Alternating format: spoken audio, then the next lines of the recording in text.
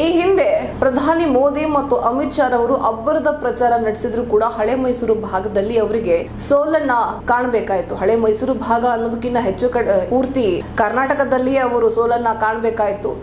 ಹಾಗಾಗಿ ಈ ಬಾರಿ ಯಾವುದೇ ರೀತಿ ಹೇಳಿಕೆಗಳನ್ನ ಕೊಡಬೇಡಿ ಅಂತ ತುಂಬಾ ಸ್ಟ್ರಿಕ್ಟ್ ಆಗಿ ವಾರ್ನಿಂಗ್ ಮಾಡಿದ್ದಾರೆ ತಮ್ಮ ಪಕ್ಷದ ಮುಖಂಡರಿಗೆ, ನಾಯಕರಿಗೆ ಮತ್ತು ಕಾರ್ಯಕರ್ತರಿಗೆ. ಬಾಯಿಯಿಂದ ಕೆಲಸ ಮಾಡೋದು ಕಮ್ಮಿ ಮಾಡಿ, ಕೊಟ್ಟಿರುವಂತ ಕೆಲಸನ ಚೆನ್ನಾಗಿ ಮಾಡಿ ಅಂತ ತಮ್ಮ ಕಾರ್ಯಕರ್ತರಿಗೆ ಸೂಚನೆಯನ್ನ ಕೊಟ್ಟಿದ್ದಾರಂತೆ. ಬನ್ನಿ ಹಾಗಾದ್ರೆ ಯಾವೆಲ್ಲ ಸೂಚನೆಯನ್ನ ಕೊಟ್ಟಿದ್ದಾರೆ, ಯಾವ ರೀತಿ ಕೆಲಸಗಳನ್ನ ವಹಿಸಿಕೊಟ್ಟಿದ್ದಾರೆ ನೋಡೋಣ.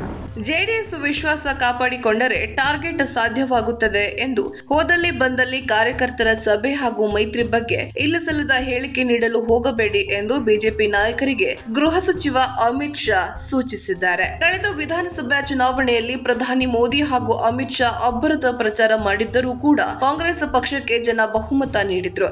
ಅದರಲ್ಲೂ ಮೈಸೂರು ಭಾಗದಲ್ಲಿ ಬಿಜೆಪಿಗೆ ನಿರೀಕ್ಷೆಯಷ್ಟು ಗೆಲುವಾಗಿರಲಿಲ್ಲ. ಹೀಗಾಗಿ ಲೋಕಸಭೆ ಚುನಾವಣೆಯನ್ನ ಗಂಭೀರವಾಗಿ ಪರಿಗಣಿಸಿರುವ ಅಮಿತ್ ಶಾ ಜೆಡಿಎಸ್ ಮೈತ್ರಿಯೊಂದಿಗೆ ಒಕ್ಕಲಿಗರ ಪ್ರಭಾವವಿರುವ ಕ್ಷೇತ್ರಗಳಲ್ಲಿ ಬಿಜೆಪಿ ಪಕ್ಷದ ಬುನಾದಿಯನ್ನ ಭದ್ರಪಡಿಸಲು ಮಾಸ್ಟರ್ ಪ್ಲಾನ್ ಮಾಡಿದ್ದಾರೆ. ಬಿಜೆಪಿ ಜೆಡಿಎಸ್ ಮೈತ್ರಿ ಸೀಟು ಹಂಚಿಕೆ ಹಾಗೂ ಲೋಕಸಭಾ ಕ್ಷೇತ್ರದ ಟಿಕೆಟ್ ಯಾರಿಗೆ ನೀಡಬೇಕೆಂಬ ಬಗ್ಗೆ ನಾವು ನಿರ್ಧಾರ ಮಾಡುತ್ತೇವೆ. ನಿಮಗೆ ವಹಿಸಿರುವ ಟಾಸ್ಕ್ ಮಾತ್ರ ಪೂರ್ಣ ಮಾಡಿ. ಮೈತ್ರಿ ಧರ್ಮ ಪಾಲನೆ ಸ್ವಲ್ಪ ಎಡವಟ್ಟಾದ್ರೆ ಕಷ್ಟವಾಗುತ್ತದೆ ಎಂದು ಅಮಿತ್ ಶಾ ಮೈಸೂರು ಕ್ಲಸ್ಟರ್ ಸಭೆಯಲ್ಲಿ ಖಡಕ್ ಎಚ್ಚರಿಕೆ ನೀಡಿದ್ದಾರೆ. ಮೈಸೂರು, ಮಂಡ್ಯ, ಹಾಸನ ಹಾಗೂ ಚಾಮರಾಜನಗರಗಳಲ್ಲಿ ಬೂತ್ ಮಟ್ಟದಲ್ಲಿ ಪಕ್ಷ ಬಲಪಡಿಸುವ ಮೂಲಕ ಅವುಗಳನ್ನ ಬಿಜೆಪಿ ಮತಗಳನ್ನಾಗಿ ಪರಿವರ್ತಿಸಲು ನಿಗಾ ವಹಿಸಬೇಕೆಂದು ಮುಖಂಡರಿಗೆ ಅಮಿತ್ ಶಾ ಖಡಕ್ ಎಚ್ಚರಿಕೆ ನೀಡಿದ್ದಾರೆ ಎಂದು ಬಿಜೆಪಿ ರಾಜ್ಯಾಧ್ಯಕ್ಷ ವಿಜಯೇಂದ್ರ ಹೇಳಿದ್ದಾರೆ.